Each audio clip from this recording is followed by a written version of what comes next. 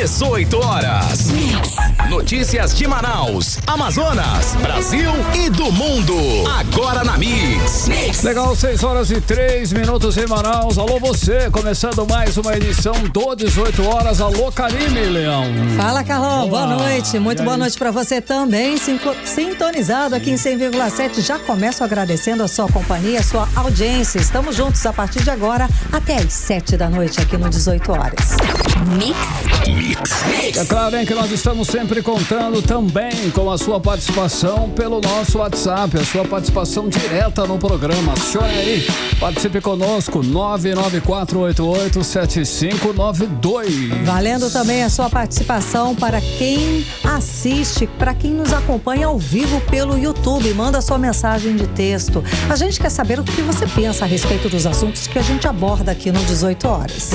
Mix. Legal, e começando 18 horas de hoje com os destaques do dia. Operação policial interestadual desarticula a quadrilha de lavagem de dinheiro do narcotráfico. Foram presos no Rio de Janeiro 2 suspeitos ligados às facções criminosas do Amazonas. Contribuinte do Amazonas já pagou mais de 22 bilhões de reais em impostos. Eleições 2024, as mulheres seguem representando a maioria do eleitorado aqui em Manaus. Hora 6:05. Esses e outros destaques, hein? Os assuntos desta segunda-feira. Você confere em mais uma edição do programa 18 horas. Vamos juntos com você até às 7 da noite aqui no melhor Mix do Brasil, 18 horas no ar. 18 horas. Olha só, hein? O assunto é economia. É que os contribuintes do Amazonas já pagaram 22,2 bilhões de reais em impostos e taxas federais, estaduais e também municipais. Isso só no primeiro semestre deste ano, Karine. É muito dinheiro, hein, Carlão? 22 bilhões de reais que o cidadão, ou seja, que nós, contribuintes, pagamos para os governos. É muito dinheiro, vamos combinar, para pouco retorno em serviços na saúde, educação, infraestrutura, enfim, todas as ações governamentais que era para onde deveria ser destinado a esse dinheiro de imposto. Vou destacar aqui, Carlão, um detalhe com o número desse ano. Esse valor deste ano representa um aumento de 19,35% em comparação com o que foi pago no primeiro semestre do ano passado. É muito dinheiro. É muita coisa. A repórter Nathalie Moraes está acompanhando esses números e conversa ao vivo agora com a gente a respeito desse assunto aí. Boa noite, Nathalie. Então, esse valor, inclusive, é recorde, não é isso? É recorde, Karime, Carlão, boa noite para vocês, boa noite aos nossos ouvintes. A gente está falando, Karime, né, de um montante, né, de mais de 3,6 bilhões de reais que poderiam ter sido investidos em pastas essenciais. A gente está falando, né, a gente mostramos, falamos, abordamos e denunciamos principalmente aqui no 18 horas sempre a situação das crise na segurança pública. Exatamente. A crise no sistema de saúde do Amazonas e, por que não dizer, uma crise na educação. A gente não é de hoje que a gente vem falando o quanto que esses profissionais vêm sendo afetados. Inclusive, ontem foi notícia aqui nossa do 18 horas falando da mobilização do setor dos professores aqui de Manaus, reivindicando na justiça pagamentos de direitos trabalhistas. Exatamente, Karime. E a gente está falando, né, de 22,2 bilhões de reais.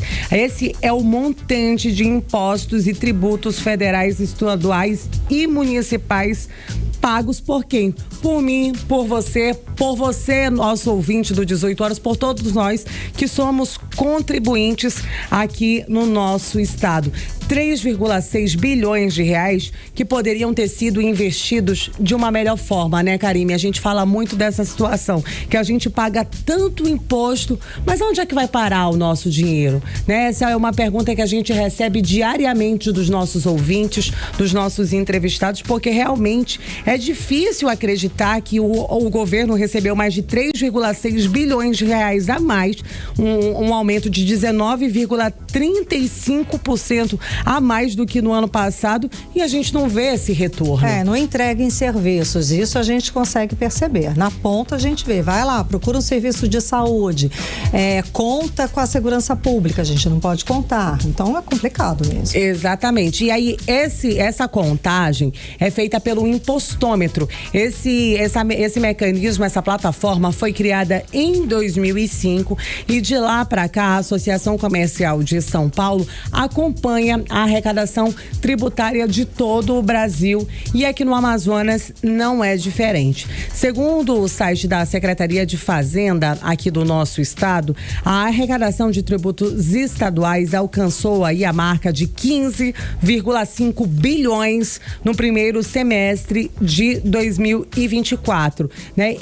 No ano passado foram 15,3 bilhões, se a gente for comparar aí o mesmo período do ano passado. O impostômetro, Karime, Carlão, ele usa aí diferentes bases de dados, incluindo informações da Receita Federal e da Caixa Econômica Federal para fazer esse cálculo, para trazer transparência para todos nós contribuintes, para sabermos aonde está sendo aplicado o nosso dinheiro, né? E aí a gente sabe, o sistema tributário, né, abrange aí várias situações, mas aí muitas vezes a gente fica confuso. De onde é que vem tanto dinheiro? De onde é tanto imposto? IPTU, IPVA, ITBI, são uma série de impostos que a gente paga todos os dias até chegar aí nesse cálculo. Mas a gente sabe, é preciso fazer que a população tenha conhecimento de tudo que é pago, até mesmo para a gente poder cobrar melhorias dos nossos representantes. Sim, acho que o cidadão tem realmente que cobrar e fiscalizar e cobrar o poder público, afinal de contas, não sai barato, né, gente? É dinheiro que a gente tira do próprio bolso e aí vai no posto de saúde, não tem esparadrapo, não tem dipirona, não tem coisas básicas. A gente viu que não tem cadeira para o médico sentar para atender. É difícil, Karime. E aí, para a gente entender um pouco mais sobre essa diferença de valores pagos pelos contribuintes amazonenses, eu conversei com a diretora, né, do Sindicato dos Economistas, né, aqui do Amazonas, a Denise Kassama, doutora em economia, que traz pra gente mais detalhes sobre essa diferença de valores. Vamos conferir. O retorno dos impostos ele é extremamente baixo em relação ao que gasta, né? O Brasil ele tem uma arrecadação que é muito compatível com os principais mais desenvolvidos do mundo, como Reino Unido, França, Alemanha, mas pelo IDH a gente observa que ele reflete muito pouco no desenvolvimento da população. Os países de maior carga tributária, Finlândia,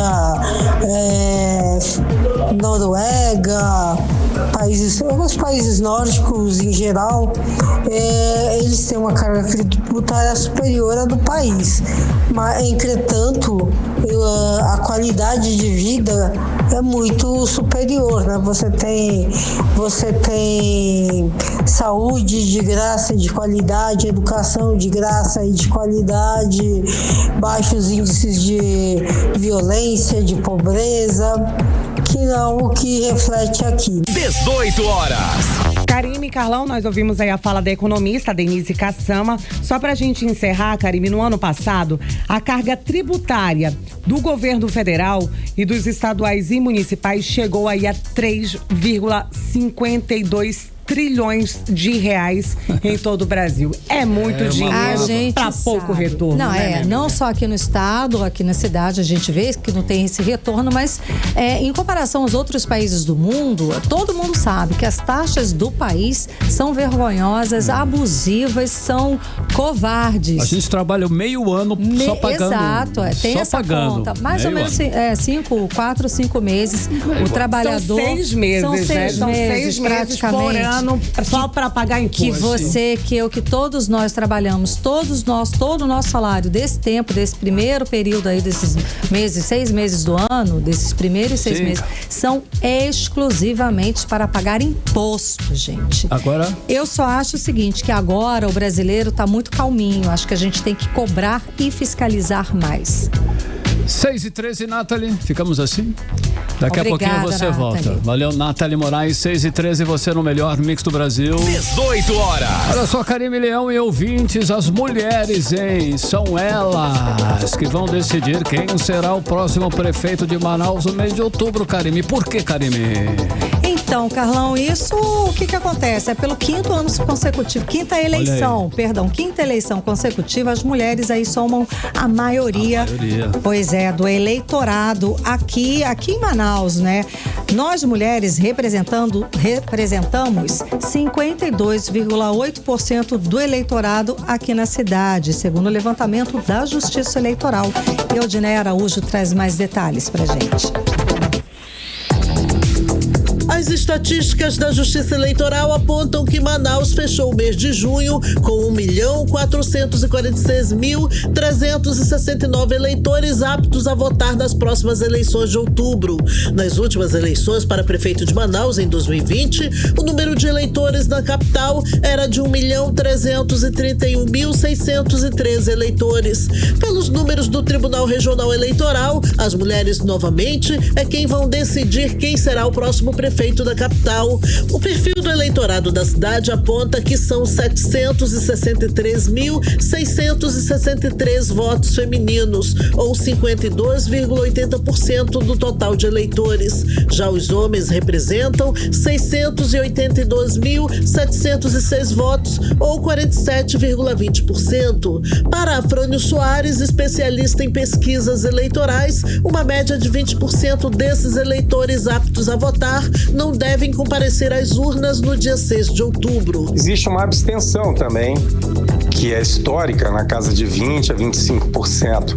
Então devem votar aí algo em torno de 1.100.000, 1.100.000 e poucos mil, não chega a 1.200.000 nessa eleição em Manaus. Ainda conforme o especialista em pesquisas eleitorais, Afrânio Soares, a predominância de votos femininos vem se mantendo desde os últimos pleitos. Sempre foi uma leve predominância de votos femininos, como agora se confirma novamente, tá? 52,8% de mulheres e 47,2% de homens. Essa tendência vem se mantendo. Se você pegar o histórico das eleições que houveram em Manaus, incluindo as eleições governamentais, enfim, que não são só restritas a Manaus, você computa votos no estado como um todo, isso aí já era aproximadamente dessa forma aí. Quem também aparece nos números da Justiça Eleitoral do Amazonas são os indígenas. Entre os eleitores desse pleito estão povos de 60 etnias, conforme Afrânio Soares. Apesar de num contexto nacional, nós estarmos entre as cidades que têm maior quantidade absoluta de indígenas no seu eleitorado. Mas temos aí indígenas, como você mesmo colocou, de mais de 60 etnias em Manaus. Se fosse em São Gabriel da Cachoeira, por exemplo, isso aí superaria 95%. O primeiro turno das eleições está marcado para 6 de outubro. Já o segundo turno será no dia 27 de outubro, caso necessário, em municípios com mais de 200.000 eleitores. Odinei Araújo para o 18 horas. Você está ouvindo 18 horas. E agora chegou a hora da gente falar sobre os assuntos, tá ok? Da Cíntia política Blink, local, dos bastidores da política local com Cíntia Blink. Cíntia, boa noite, Cíntia. Então, a federação do PT, PCdoB e PV definiu finalmente o nome do candidato deles para disputar a prefeitura de Manaus, Cíntia. Ó, Carlão tá acreditando não. Boa noite. Boa noite, Karime. Boa noite, Carlão e todo mundo que está com a gente também em Ponto 7. É isso aí, Federação Brasil da Esperança. A gente está falando aqui, como o Karime falou, do PT, PCdoB e PV. Marcelo Ramos, para surpresa de ninguém, mas revolta de Carlão.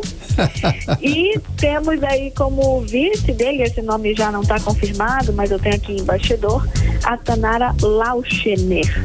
Não sei se é assim que fala o nome dela, uma coisa bem bem alemã, ela foi subsecretária do Ministério da Ciência e Tecnologia e Inovação, e também ela é ex-pró-reitora de Inovação e Tecnologia da UFAM. Então, uma pessoa aí ligada à tecnologia e uma mulher, né? Sim. Mas, como eu falei, é uma informação de bastidor, eu não tenho certeza se é esse nome, mas é esse nome que está rodando. Marcelo Ramos, ok. O anúncio até foi feito na página do próprio Heron Bezerra, que era quem estava impedindo ali, né? Não tinha nenhum nome do PV, não tinha nenhum outro nome do PT, mas a gente sabe que Marcelo Ramos enfrentou uma jornada para chegar aí dentro do próprio PT, que tem vários PTs, a gente já conversou sobre isso, né? Vários nomes, enfim, ele teve resistência e tudo mais, mas agora tá valendo, é Marcelo Ramos, a gente já sabia que esse nome era o que seria colocado. Existe uma conversa de bastidor também que ele pode aparecer como vice de um dos outros pré-candidatos, mas por hora Marcelo Ramos é o pré-candidato oficial aí da federação. Vamos ver para quando fica aí a convenção e a gente vai saber direitinho onde que Marcelo vai ficar. Nas pesquisas eleitorais que já saíram, ele não tem apresentado aí grande, enfim, ele não é uma concorrência para quem está nos primeiros lugares, ele aparece mais nos últimos lugares, mas Marcelo Ramos é aquela figura que a gente já conhece, é deputado federal. Sim. E está muita gente curiosa para ver, por exemplo, ele eventualmente aí como vai se comportar em um debate, algo assim. Confesso que eu sou uma das pessoas que estou querendo assistir, sabe, com a pipoca na mão para ver como é que vai ser. Verdade, Blink. Ele tem realmente um bom discurso, uma boa oratória, e ele é difícil de se enfrentar num debate, eu acredito. E essa resistência toda do PT é só para não perder o costume, né? Provavelmente. A gente já sabia já todo esse processo, até eles mesmos, mas é para manter aquela tradição. Agora, Blink, o Tribunal Superior Eleitoral já disponibilizou as urnas eletrônicas para testes de segurança. Já está o processo já adiantado, né? Para as eleições já de outubro, né, Cíntia? Pois é, eu fui verificar essa história e aí eu descobri que esse teste de segurança das urnas acontece todos os anos e não só quando tem eleição.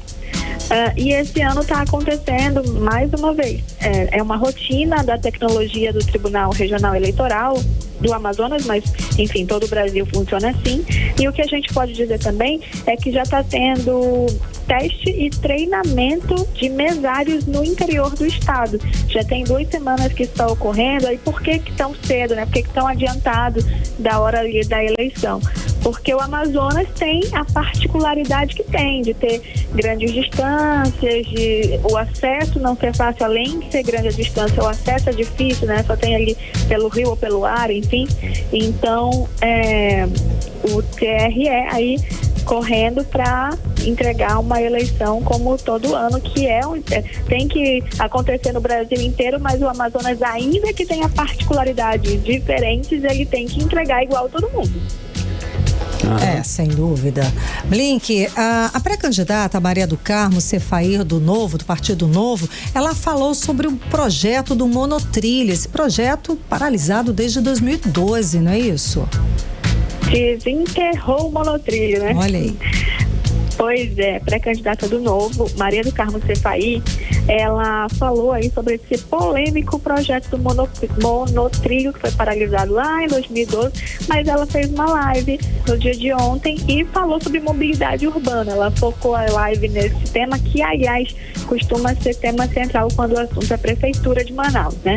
E aí ela falou que o monotrilho faz parte sim do plano de governo dela, um dos pontos, e ela falou também que o BRT foi injustiçado, que ele foi descartado ali como opção, mas ela entende que ele era uma boa opção. Ela também falou sobre transporte hidroviário, então além do monotrilho, criar um transporte hidroviário, o que não é uma ideia nova. Vez ou outra, quando tem eleição para a prefeitura fala-se disso, mas eu ainda não vi tirarem isso da ideia, né? Nenhum desses projetos, que é uma pena, exatamente, Carlão. É só projeto, fica eu ouço isso há muito tempo. Fica aí no campo das ideias. Esse é o momento de dizer que tem solução para todas as coisas, né? Mas vamos lá. Blink, os partidos, inclusive, já decidiram quando vão fazer as convenções. Eu gostaria de saber, porque, né, pela Justiça Federal, essas convenções, elas já podem ser feitas a partir do próximo dia 20. Então, já tem alguém aí já se manifestando com relação à convenção, Cíntia Blink? Convenção é aquele momento que a gente vai saber quem de fato é o candidato, quem é o pré-candidato, quem é quem na fila do pão da eleição desse ano, né? Isso. E aí nós temos um Davi Almeida que anunciou há tempos, o dia 31 de julho, agora daqui a pouco, para dizer quem é o vice dele. E ele naturalmente é o candidato por ele ser o prefeito, ele vem para a reeleição. Não há mistério quanto ao Davi. Aí nós temos aí a Momandel, que nas pesquisas tem aparecido como que pode dar trabalho para o Davi até o momento, né? É o nome que aparece mais. A Momandel no dia 5 de agosto. Tem outra informação, mas essa é bastidor, também assim, precisa da coisa da confirmação, mas vou contar, já que estamos entre amigos aqui. O Roberto Cidade, no dia 5 também, vai deixar a mão brilhar sozinho, não. Dia 5 é dele, com a Momandel também. Não sei se estão planejando vir alguém vice de alguém aqui, mas os dois estão pro dia 5. Oi, Blink. Oi, perdão, diga lá. Não, era isso mesmo. Era isso mesmo? Legal. Cidade dia 5. Tá certo. Blink, e vem cá, parece que a deputada estadual Débora Menezes gastou R$16 mil do cotão em folder e outdoor. É a pergunta que não quer calar, né? Onde é que foram parar essas impressões? R$16 mil é bastante coisa, né? É bastante coisa. Eu fui conversar com a assessoria da deputada Débora Menezes, que inclusive é um dos nomes cotados para ser vice de cidade, caso haja aquela união de União Brasil mais PL, coisa que Alberto Neto disse que não vai ter, que ele que é o candidato do PL. Mas voltando aqui para Débora, do cotão ela pode gastar um total de 51 mil e tanto. O que é o tal do cotão? É a cota de exercício de atividade parlamentar. É aquele dinheiro que o deputado, vereador, enfim, o parlamentar da vez, no caso dela, deputado estadual, gasta justamente para trabalhar. Então, a Débora quer mostrar alguma informação importante. Ela contrata o outdoor aí por um tempo.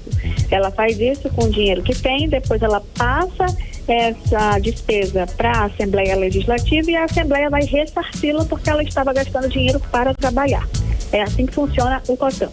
É aí que gastam com gasolina, com transporte, enfim. Nesse caso, Débora alcançou aí os 16 mil em folder e outdoor. Eu fui perguntar da assessoria dela onde que estava, como é que foi utilizado, tudo mais, e ela mandou uma imagem da Débora num evento em que ela estava com um folder na mão.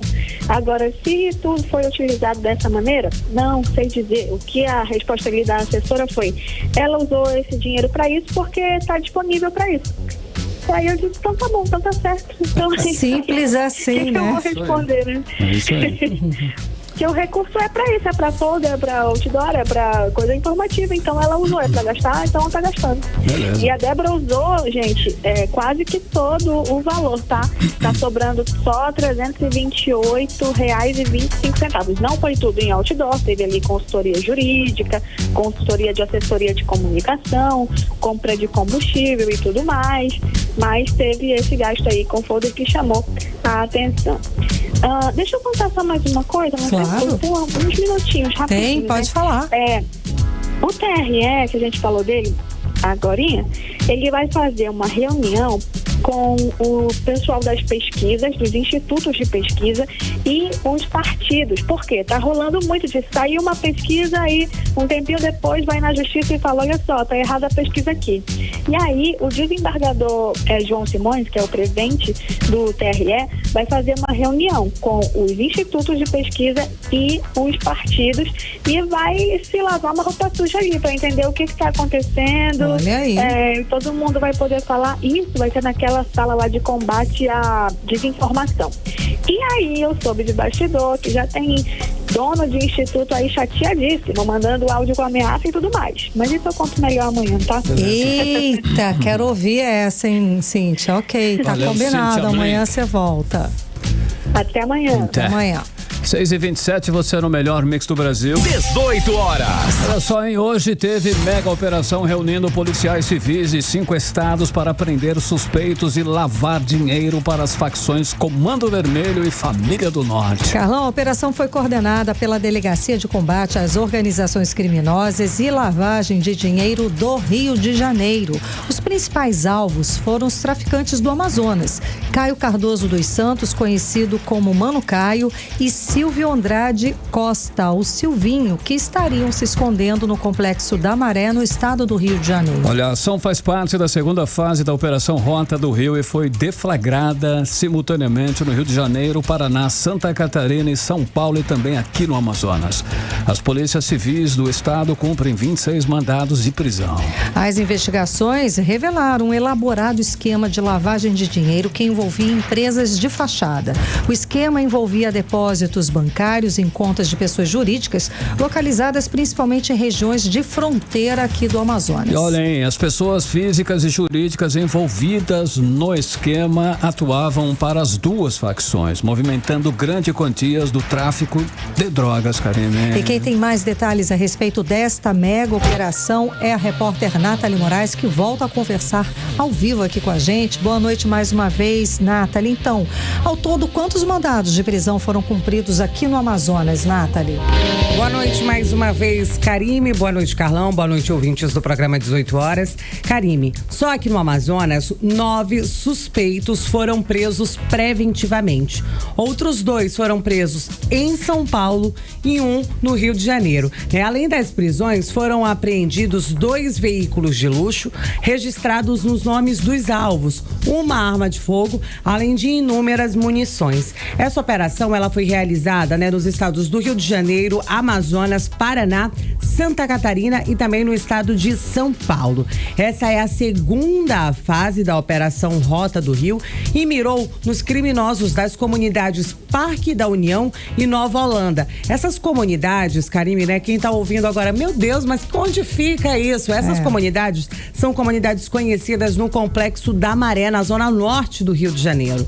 Mas segundo relatos, da polícia, inclusive lá no Rio de Janeiro, teve um intenso confronto na região no início da manhã de hoje e 12 pessoas foram presas e uma mulher, inclusive, chegou a ser baleada durante esse confronto. Segundo as investigações, esses suspeitos, eles tinham operadores financeiros, inclusive um policial, o policial civil André Luiz Bessa Maia. Esse policial, ele foi preso aqui na nossa capital, ele foi preso em Manaus e ele recebia uma porcentagem em cima das transações financeiras em troca de capital. O que ele fazia? Ele pegava dinheiro dessas organizações criminosas e colocava nessas contas bancárias. Além do policial André Luiz, que foi preso aqui no Amazonas, também foram presos outros 2 envolvidos nesse esquema criminoso. Entre eles, André Pérez de Araújo e Raimundo Lima da Silva. Os outros alvos não foram identificados. Nessa ação, a Anne Beatriz de Lima Pedrosa também foi presa em flagrante aqui na nossa capital. Com ela foram encontradas várias munições, Karime. Desculpa, eu tô um pouquinho gripada ainda. Como toda Manaus, Todos estamos gripados. Daqui a pouquinho eu tenho um levantamento que saiu hoje, da Fundação de Vigilância em Saúde do Amazonas, para falar como a cidade inteira está assim gripada. Segue daí, Nata. Então, Karime, já em São Paulo foram presas outras 2 pessoas. Uma delas identificada aí como Alcides Benedito de Andrade, na cidade de Boituva, e outra no Rio das Ostras, apenas identificado como Dibi. Esse homem também foi preso. Eles conseguiram, né? Eles tiveram aí os bens bloqueados, avaliados em nada mais, nada menos que 126 milhões de reais. Esses bens foram avaliados entre móveis e imóveis. Foram 26 alvos nessa operação. A gente conversou com o coronel Amadeu Soares, ele que é ex-secretário da Secretaria de Segurança Pública aqui no Amazonas, e ele falou um pouco mais sobre a importância dessa operação aqui no nosso estado. Vamos conferir.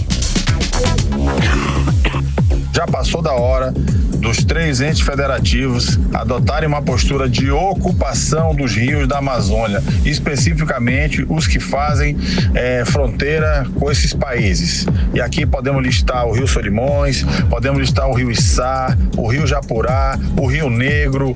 Todos esses rios merecem uma ocupação plena para que nós possamos reduzir a entrada de droga no país. Reduzindo isso, a tendência é que se venha a reduzir essa violência que assola o país. Mas eu não vejo até agora nenhuma estratégia, nenhum plano que aponte nesse sentido. Pelo contrário, só estamos vendo facilitação para as facções implementarem essa entrada de droga no país através da Tríplice Fronteira. Não só daqui do Amazonas, lá do Paraguai também entra por lá também. Então lá também tem que ter essa postura para nós protegermos o país melhor. Enquanto isso não for feito, vai continuar essa onda em todo o país. 18 horas.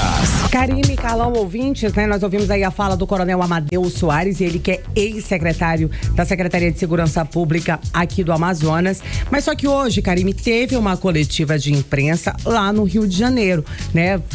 Trazendo um resumo dessa operação. E por lá, os delegados identificaram, né, que existe um cartel de drogas. Segundo a Polícia Civil, essa denominação acontece porque o grupo criminoso passou a dominar as rotas de fornecimento de drogas, tanto dentro do Brasil quanto nos países aí da América do Norte, Europa, Ásia e também na África. Essa situação está ligada diretamente ao tráfico de drogas internacional. Essa operação também identificou que as drogas vêm do Peru, Colômbia e, claro, passam aqui pelo Amazonas e são levadas muitas vezes para o estado do Rio de Janeiro, que seria ali o destino final, e por isso essa operação foi deflagrada por lá. Só, Karime, antes de encerrar, né, a gente tem que destacar isso aqui também, que 2 dos principais alvos, né, que são procurados aí, o Caio Cardoso dos Santos, conhecido como Mano Caio, e Silvio Andrade Costa, o Silvinho, são aqui do Amazonas. Eles também são investigados e eles estariam escondidos no Complexo da Maré. Sim, como a gente falou aqui, estariam escondidos no Complexo da Maré, e os 2 estão entre os principais alvos desta operação deflagrada lá no Rio de Janeiro. Exatamente. Outro alvo é o Cleito Souza da Silva, que é considerado aí pelos policiais um elo entre os traficantes do Rio e os traficantes do Amazonas. Karime. Obrigada pelas informações, Nathalie Moraes. Olha, o 6h35, você no melhor mix do Brasil. 18 horas. Karime, você tem informações aí sobre a gripe, é isso? Exatamente, já tô dando aqui melhoras pra Nathalie. Gente, tá todo mundo gripado mesmo, não só aqui em Manaus, mas também no Amazonas. O estado do Amazonas registrou um aumento de 38% na notificação de pacientes com síndrome respiratória aguda grave, subindo de 1.868 casos registrados até o dia 8 de junho, ou seja, de janeiro até o dia 8 de junho, para 2.578 mil casos notificados. 1.800 para 2.500. Exato, de junho agora para o dia 5 de julho, teve mais esse aumento de mais de 1.000 casos com pessoas com síndrome respiratória aguda grave. Os números foram divulgados hoje pela Fundação de Vigilância em Saúde aqui do estado do Amazonas, tá? Vamos lá. Ainda conforme o boletim, desse total de 2.559 mil casos notificados, foram identificados 1.157 por vírus respiratórios, 73 nas últimas 3 semanas, um número absurdo. Teve número de morte também. Até o dia 5 de julho deste ano, foram registradas 25 mortes. no último boletim emitido no dia 8 de junho. E só constavam 17 mortes pelo vírus respiratório, ou seja, o número de mortes nesse período de junho para julho aumentou também 47%. Então é perigoso e todo cuidado é pouco. Exato. 6h37, você no melhor mix do Brasil. Mix. Olha só, hein, os microempreendedores do Amazonas aproveitaram o programa Desenrola Brasil. Nada menos que 557 empreendedores renegociaram mais de 35 milhões de reais em dívidas, Karine. Carlão, em todo o país já foram renegociadas mais de 2 milhões de reais em dívidas. Vamos acompanhar mais detalhes agora com André Meirelles.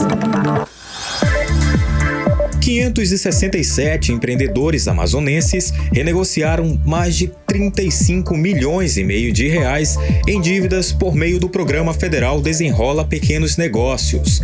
O balanço foi divulgado na última segunda-feira pelo Ministério do Empreendedorismo, Micro e Pequenas Empresas e correspondem a 914 contratos renegociados, volume que representa 1% do total registrado pelo Desenrola em todo o Brasil.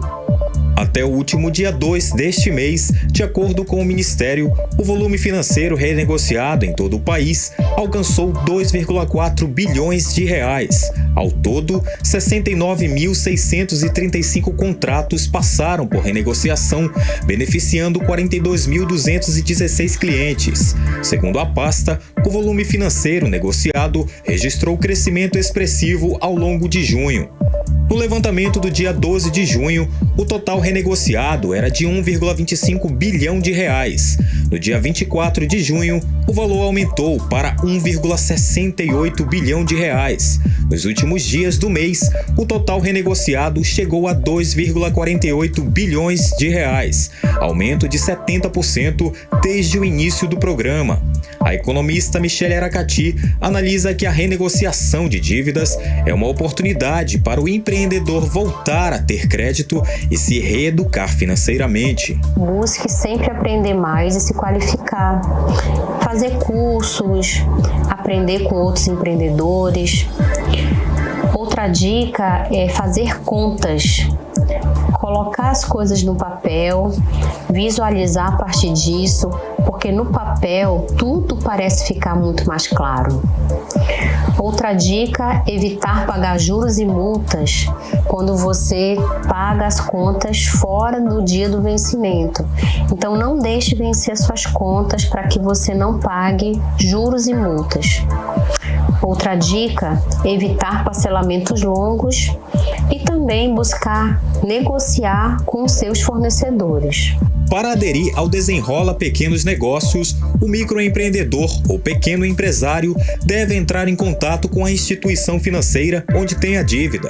As oportunidades para renegociação de dívidas bancárias são válidas para os MEI, microempreendedores individuais, micro e pequenas empresas com faturamento anual de até 4,8 milhões de reais.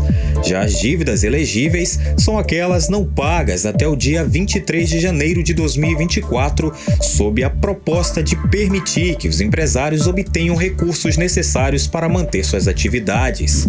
André Meirelles para o 18 horas. Você está ouvindo 18 horas. Legal, 6h40, você no melhor mix do Brasil e continue aí, continue bem, continue em 100,7 daqui a pouquinho. Olha só, em Brasília, retomadas as discussões sobre incluir na Constituição tese do marco. Olha só, detalhes já já. 18 horas. Agora tempo e temperatura para amanhã é quarta-feira e é com você, Karine. Previsão do tempo. Segundo informações do Clima Tempo, vai ficar parecido com hoje, tá? Sol e aumento de nuvens de manhã com previsão de pancadas de chuva de tarde. À noite o tempo fica aberto. A mínima prevista é de 25 graus, a máxima pode chegar a 35 graus. As chances de chuva, como eu falei, são pouquinhas, 5%. A umidade relativa do ar fica entre 50% e 87%. Olha só, o nosso Rio Negro baixou mais 4 centímetros de ontem para hoje, deixando agora o nível das águas no Porto de Manaus em 26 metros e 57 centímetros acima do nível do mar. Só nesses 9 de julho, o Rio Negro já baixou 23 centímetros nesse início de mês. 6h 6h42. Carlão, vamos para Brasília. É isso aí. Vamos conversar com o nosso correspondente, o jornalista Carlos Eduardo Matos. Cadu, boa noite. Cadu, então, vamos lá. Deve ser montado amanhã, quarta-feira, a proposta de emenda constitucional, que é o seguinte: para incluir a tese do marco temporal na Constituição Federal. Nessa tese do marco temporal, os povos indígenas só podem reivindicar terras que ocupavam ou disputavam aí na data da promulgação da Constituição, que foi dia 5 de outubro de 1988. Ou seja, os indígenas só podem reivindicar terras que já ocupavam nesta data, em 5 de outubro de 88. Antes disso, depois disso, não vale mais nada. Podia ser antes de Cabral, né, Karime? Não seria pois mesmo. É, né? Se é retroativa, será que vai até 1500? Antes enfim, de Cabral. Depois, não mais. Enfim, Cadu. Fala, Cadu. E esse assunto, justamente por essa questão aí, ela é polêmica. Conta pra gente mais a respeito, Cadu. Boa noite. Isso mesmo, Karime, é mais um conflito entre os ruralistas e os povos originários, Karime. Sim, boa noite para você, minha querida. Boa noite, Carlão. Boa noite, ouvintes do programa às 8 horas. Karime, a PEC 48 está na pauta da Comissão de Constituição e Justiça do Senado. Como você disse, essa proposta inclui na nossa Constituição aquela tese do marco temporal de demarcação de terras indígenas. Ou seja, como você disse absolutamente, os indígenas só podem reivindicar a posse da terra nessa disputa com os ruralistas se eles provarem que estão neste local desde a promulgação da Constituição, que foi 5 de outubro de 1988. Difícil, né? Isso coloca os povos indígenas em absoluta desvantagem. Essa PEC é o desdobramento de outra briga que aconteceu lá atrás, aqui em Brasília. Você lembra, né, Karime? Primeiro, o STF rejeitou a tese do marco temporal e aí a bancada ruralista mobilizou o Congresso Nacional por inteiro, aprovando aí o projeto de lei que institui a tese do marco temporal. Só que uma lei ordinária, Karime, ela tem menos força jurídica em relação a uma lei prevista na Constituição e alterada, né, digamos, revista o seu entendimento pelo STF. E por essa razão, a bancada ruralista, sabendo disso, voltou ao fronte e vai colocar em pauta amanhã a PEC do marco temporal. Então, se o Congresso aprovar, Karime, aí não tem jeito. O marco temporal vai estar dentro da nossa Constituição, contrapondo toda a legislação que protege os povos indígenas. A única saída, nesse caso, vai ser judicializar essa pauta junto ao STF. Esse assunto realmente, como você disse, Karime, ele é realmente polêmico, vem mobilizando todas as forças de apoio aos povos originários. Me chamou a atenção, Karime e Carlão, um post da Cunhaporanga do Caprichoso, a Marciele Albuquerque, chamando a atenção para a votação de amanhã. Na verdade, quem me chamou a atenção para essa pauta foi ela, na verdade, o Karime e Carlão. Foi nem o Senado, não foi nem um parlamentar que falou sobre isso, do Amazonas, preocupado sobre isso. Foi a Marciele que me chamou a atenção. Boa, tá antenada. Esse post dela no meu Twitter. O vídeo, e eu fui verificar, esse vídeo viralizou realmente nas redes sociais e está mobilizando muita gente. Então vamos ver, Karime, como é que vai ser amanhã. Okay. Como é que a CCJ, a gente sabe que ela tem uma maioria conservadora, é possível que a matéria passe mesmo, que ela seja aprovada, mas a briga não termina lá. Ela vai para o plenário. Então aí vamos ver se o presidente Rodrigo Pacheco vai colocar essa PEC em votação nos próximos dias, porque realmente há muita polêmica, vai mobilizar a sociedade, vai vir várias comunidades indígenas para cá, para Brasília. Vamos ver se o parlamento vai ceder a tamanha pressão da sociedade. Pois é, exato. E como toda a sociedade aqui, já deveríamos estar aí antenados e realmente reivindicando essa situação. Ela é indígena do povo Munducuru, a Marciele Albuquerque, não é? Por isso, é claro que ela está antenada, ela tem grande expectativa e interesse a respeito da pauta. Cadu, conta pra gente agora como está aí, se está avançando a questão da Zona Franca de Manaus, ou como está avançando essa questão, que é uma questão importante para nós aqui, na reforma tributária. A bancada do Amazonas está conseguindo apoio nessa causa? É difícil, hein, Cadu? É, difícil, mas tá devagar, viu? Carlão, a bancada do Amazonas tá com um olho no peixe, outro no gato, viu? Ontem à noite, como a gente falou, teve uma reunião entre os parlamentares do Amazonas e 3 deputados que fazem parte do grupo de trabalho que analisa a regulamentação da reforma tributária. A reunião foi até 10 da noite, Carlão. Os deputados receberam das mãos do coordenador da bancada, o senador Omar Aziz, um documento com 9 pontos de alterações no texto proposto pelo governo. Os pontos mais preocupantes, Carlão, foram destacados, foram falados inclusive pela equipe técnica do Amazonas, que esteve presente nessa reunião, e os deputados do grupo de trabalho prometeram ajudar. Disseram que não vai ser preciso nem apresentar emenda, eles vão modificar o texto principal. Como aqui não tem bobo nem nada, como diz o Ciro Gomes, né, o macaco gordo não anda em galho seco, a bancada do Amazonas agradeceu, mas sem acreditar tanto, viu? Se o grupo de trabalho der uma pernada na gente, a bancada já montou outra estratégia, vai apresentar emendas e tentar virar o jogo no plenário. Então, Carlão, como eu falei, com o deputado Amon Mandel, que apresentou hoje, agora à tarde, uma emenda para proteger a UEA e também o Festival de Parintins, que são objetos de preocupação nessa reforma. Como a gente falou ontem, vamos ouvir o que disse o deputado Amon Mandel.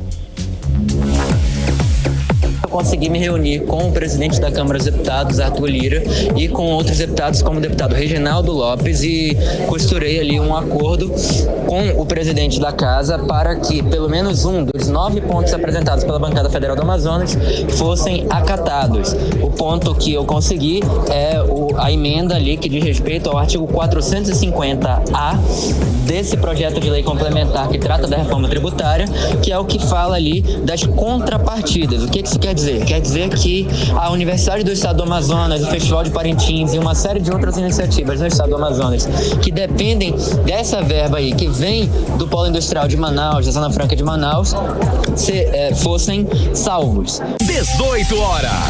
A gente acompanhou a fala do deputado federal Amon Mandel nessa questão aí eterna, né, da Zona Franca de Manaus e dos interesses da Zona Franca de Manaus em Brasília, né, Cadu? Karine, a votação da reforma, da regulamentação da reforma, ela está prevista para começar amanhã, mas ainda não é certeza, Karine, porque são tantas emendas que foram apresentadas nos últimos dias, inclusive hoje, que já existe a possibilidade de a votação se estender até sexta-feira ou passar para a semana que vem. E hoje, inclusive, o presidente Arthur Lira, vendo esse tanto de demanda, ele mandou cancelar todas as reuniões das comissões temáticas e também as sessões solenes dentro da Câmara para que os deputados se concentrem somente na reforma tributária. Para você ver como o tema é polêmico, ele é custoso, né, de se trabalhar, vai ser difícil. Realmente é o funcionamento do nosso sistema tributário brasileiro que está em jogo e a gente não pode sair perdendo nessa, né? A Zona Franca, ela nasceu de incentivo fiscal, ela é fruto de um emaranhado de impostos, né, de uma carga tributária. Então, como o sistema tributário está mudando, a Zona Franca tem que se encaixar. Não tem outro jeito, não dá para descansar nessa. Karine e Carlão. Não dá mesmo, Cadu, para descansar. Agora, traz pra gente os outros destaques, as rapidinhas do dia. Bora lá, bora de rapidinho. Eu tô falando com vocês aqui fora, eu tava na Câmara dos Deputados, saí daqui por causa da ligação para ela não cair, Karine. E tá um frio danado, é um contraponto, né? Porque aí tá quente, né? Aqui tá frio, deve estar fazendo uns 16 graus agora. E a minha voz tá começando... Aqui tá seco e tá muito frio. E aqui tá 16, eu acho que deve estar uns 16 graus. A voz tá começando a ir embora. Mas vamos lá de rapidinho. Ô Karine e Carlão, eu destaco o senador Plínio Valério, que foi hoje à tribuna do Senado denunciar a chamada taxa da pouca água, né? Que está sendo muito falada em Manaus, que é essa cobrança abusiva feita pelas empresas de navegação para compensar as dificuldades operacionais de navegação por causa da seca dos rios. O senador Plínio Valério, ele disse que vai encaminhar o caso ao governo federal e começar pelo Ministério de Portos e Aeroportos, que está em vias de fazer o serviço de dragagem dos rios Amazonas e Madeira, justamente para ajudar no tráfego dos navios. Não faz sentido o governo fazer um trabalho para ajudar na trafegabilidade e os caras cobrarem uma taxa extra, né? Então o senador disse que as empresas, nessa fala dele, que as empresas estão praticando extorsão contra as empresas do Polo Industrial de Manaus e, claro, isso vai ser repassado no custo final dos produtos. Então, essa informação é para dizer que essa questão, essa polêmica da taxa da pouca água está chegando aqui em Brasília e com certeza deve ser resolvida resolvida pelo governo federal. Que bom. Volto com vocês, Karime e Carlão. Obrigada, Cadu. Boa noite. Valeu, Cadu. Um abração pra vocês. Tchau, tchau. Tchau. Até amanhã. Agora 6h51, você no melhor mix do Brasil. 18 horas.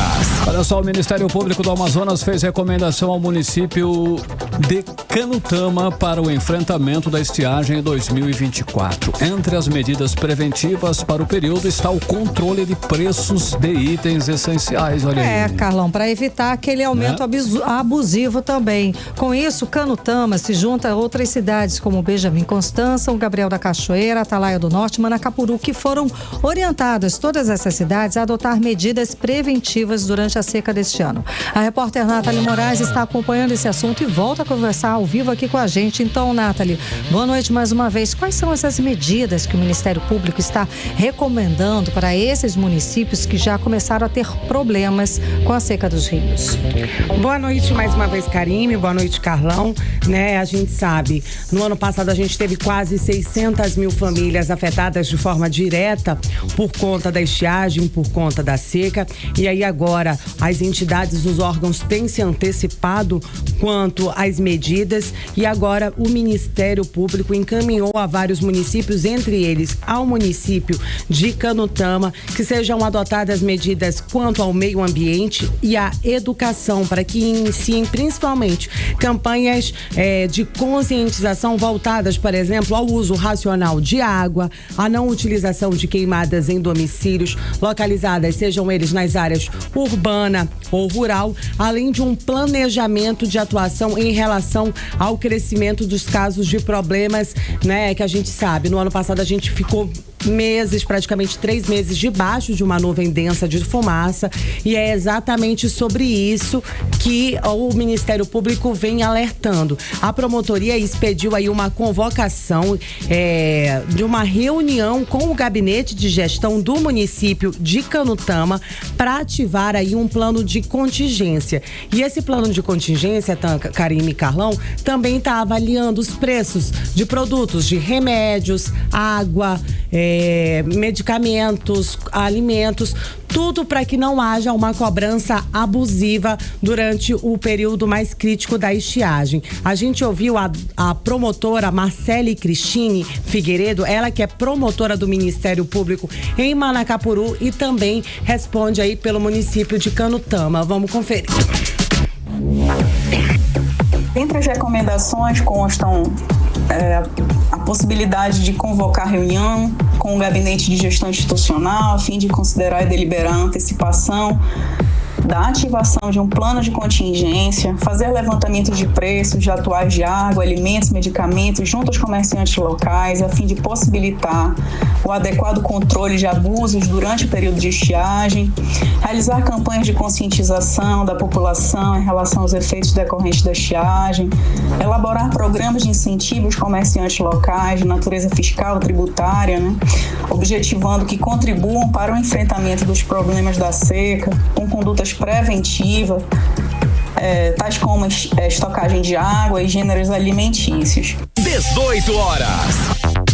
Karime e Carlão, nós ouvimos aí a fala da promotora Marcele Cristine Figueiredo, ela que é promotora do Ministério Público aqui do Amazonas. Só para encerrar, Karime, todas essas recomendações emitidas pelo Ministério Público têm um prazo de 10 dias para que sejam prestadas informações sobre os cumprimentos e dessas recomendações do Ministério Público.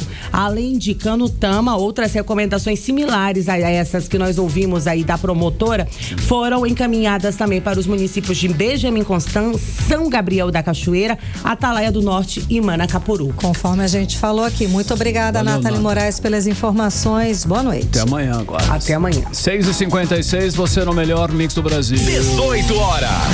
18 horas. Esporte. Legal, chegou a hora do giro esportivo e é o Cid Soares que está na área. Cid Soares, o técnico do time feminino do JC do Amazonas, ele foi preso, olha aí. Feio pra ele, né? Pegou feio. Sinceramente. Sem condição, né? É uma coisa que realmente o cara sair daqui pra fazer uma besteira dessa, mas enfim, olha, esse fato aconteceu, Carlão e Karime, depois da partida do Bahia e JC Futebol Clube, aqui do Amazonas, no gramado do estádio de Pituaçu, em Salvador. A Polícia Militar disse que foi acionada pela juíza da partida ao término do jogo para relatar a confusão entre jogadores dos dois times, as jogadoras, melhor. Nesse momento, segundo a PM, a jogadora Suelen, do Bahia, relatou que o técnico do JC, Hugo Duarte, cometeu injúria racial contra ela. A naturalização que se foi proferida mais de uma vez pela expressão racista macaca tenta silenciar a minha figura como mulher preta no esporte. Porém, o ato denúncia é a arma que tenho para combater o racista. Isso foi o que escreveu a Suelen numa publicação nas redes sociais. Maluco. E o toda Duarte solidariedade à atleta. Exatamente. E é isso aí, tem que denunciar. Flagrante. Tá certo, tá certíssima. Então, em nota, o JC afirmou que repudia qualquer ato racista, mas que avalia, o setor jurídico, todas as informações necessárias dos acontecimentos que foram presenciados para realizar os procedimentos cabíveis, onde não haja informações infames ou caluniosas que prejudiquem quaisquer que sejam os envolvidos. Já o Bahia prestou solidariedade a Suelen e cobrou resposta à altura da gravidade do assunto, reiterando o compromisso na luta contra qualquer tipo de discriminação. Isso vale para todo mundo. Estamos juntos. E olha, o Vila Nova conseguiu a primeira vitória fora de casa na Série B do Brasileirão ao bater o Amazonas ontem à noite de virada 2-1 no estádio Carlos Amit. Pela 14ª rodada, o Henrique Almeida e Júnior Urso marcaram os gols do Vila Nova e o Rafael Tavares aqui para o Amazonas. E o Amazonas, com essa derrota, segue aí com 16 pontos, na 16ª colocação, o primeiro fora da zona de rebaixamento. E olha, o atacante Vinícius Júnior, ele reconheceu a falha por levar 2 cartões amarelos, evitáveis, diga-se de passagem, na fase de grupos da Copa América, que impediram de disputar o duelo de quartas de final, no qual a seleção foi eliminada pelo Uruguai. E hoje o Camisa 7 fez um desabafo nas redes sociais. Ele disse o seguinte: olha, falhei ao tomar 2 cartões amarelos evitáveis, novamente assisti a eliminação do lado de fora, mas dessa vez por culpa minha. Peço desculpas por isso. Sei ouvir críticas e as mais duras, inclusive. Acreditem, vem de dentro de casa. Minha trajetória na seleção, felizmente, só está começando. E ao lado dos meus companheiros terei chance de recolocar a nossa seleção no lugar que merece. Foram palavras aí do Vini Júnior, se desculpando, por toda essa bobagem dos cartões. Foi mal. Então, foi mal não, já tá fora, né? Já era, péssimo. Já foi péssimo. Acho que foi a pior também, seleção, gente. Tem jeito. Copa América e Brasileirão ao mesmo tempo é complicado, a situação, Falou tudo, cara. Era o que tínhamos para hoje, meninos. Muito obrigada, Cid. Até amanhã. Valeu, Cid Soares. 18 horas. E seguimos direto para o Editorial 18 horas. Editorial 18 horas. O impostômetro aponta que contribuintes no Amazonas pagou 22,2 bilhões de reais em tributos federais, estaduais e municipais no primeiro semestre de 2024. O número é 19,35% maior do que o pago no mesmo período do ano passado. Embora eficiente na cobrança de tributos, o Estado brasileiro não presta serviços públicos condizentes com o que se arrecada. O que se vê com enorme frequência é a corrupção e a péssima aplicação do dinheiro dos impostos. E esse assunto deve ser uma preocupação constante do cidadão. Afinal, é ele, somos nós quem pagamos tudo, inclusive cada um dos gestores e funcionários dos órgãos públicos. E paga para quê? Além de administrarem bem, não roubem nem deixem roubar o dinheiro do contribuinte. 18 horas. 7 em ponto, Karime. Boa noite. Até amanhã. Até amanhã. Você ouviu 18 horas. As notícias do Brasil e do mundo. De volta amanhã.